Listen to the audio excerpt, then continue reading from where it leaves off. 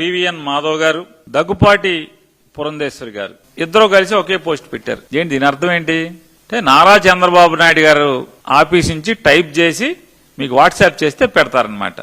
ఇది మీ దిక్కుమాలిన పార్టీని నడిపే విధానం. మీరు మర్చిపోదామా మన రఘురాముడి తలను ధ్వంసం చేసిన మతోన్మాదులను?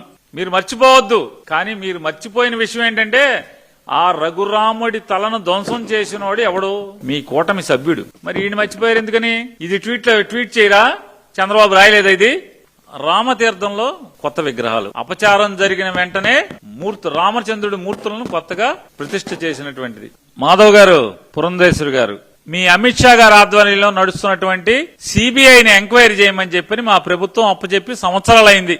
నారసింహుడు రథాన్ని ఎవరు అగ్నికి ఆహుతి చేశారో, ధ్వంసం చేశారో అని ఇంతవరకు సిబిఐ దాని మీద క్విక్ మంటల. మీదేగా గవర్నమెంట్, ముద్దాయిని పట్టుకోరా అంటున్నా. కొద్ది మాసాల్లోనే ధ్వంసం చేసినటువంటి స్వామివారి నారసింహుడి రథాన్ని పునర్నిర్మాణం చేసి స్వామివారి సేవలకు అంకితం చేసినటువంటి చరిత్ర జగన్మోహన్ రెడ్డి గారి ప్రభుత్వాన్ని.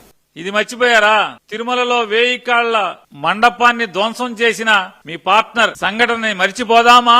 తిరుచానూరులో వారాహి అమ్మవారి ఆలయాన్ని కూల్చిన కూటమి ప్రభుత్వం మర్చిపోదామా? గోదావరి పుష్కరాల తొక్కిసలాట 31 మందో 35 మందో ప్రాణాలను హరించారు. మరిచిపోదామా పుష్కరాలకు? మర్చిపోదామా సింహాచలంలో నారసింహుడి చందనోత్సవంలో గోడ కూలటం వల్ల భక్తులు మరణించారని మరిచిపోదామా? తిరుపతిలో వెంకన్న స్వామి దర్శనానికి వెళ్లి తొక్కిసలాటలో 7 కొండల వెంకన్న సాక్షిగా అసూలు బాసినటువంటి వాళ్ళని మరిచిపోదామా?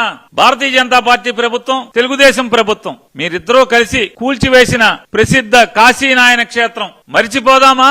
శ్రీకాకుళం జిల్లా కూర్మ అనే గ్రామంలో అగ్నికి ఆహుతి చేసింది ఎవడు?